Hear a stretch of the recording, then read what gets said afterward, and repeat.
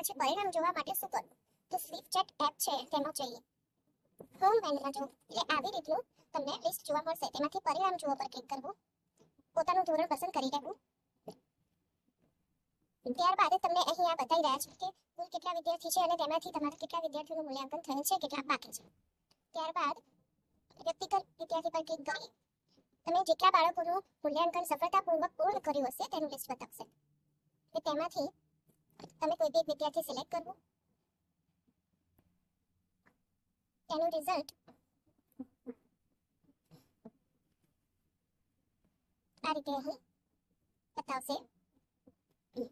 બાળકોએ જેટલી પ્રેક્ટિસ કરી હોય તે પણ અહીં બતાવે છે.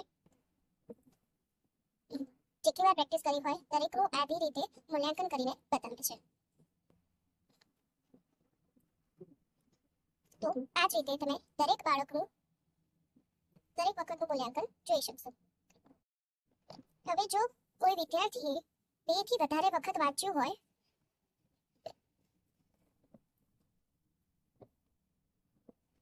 તો તેનું પણ આ રીતે બંને વખતની મતલબ કે 3 વખત કરી હોય તો 3 વખતની રિઝલ્ટ બતાવે છે. અહીં પ્રતિ મિનિટ કેટલા સાચા શબ્દો વાંચ્યા, ચોકસાઈ, અક્ષર ચોકસાઈ, છૂટી ગયા શબ્દો, એ બધાનું રિઝલ્ટ બતાવે છે. જેનાથી તમને એ પણ ખબર પડશે કે પહેલા બાળક ક્યાં હતું અને હવે બાળક ક્યાં છે.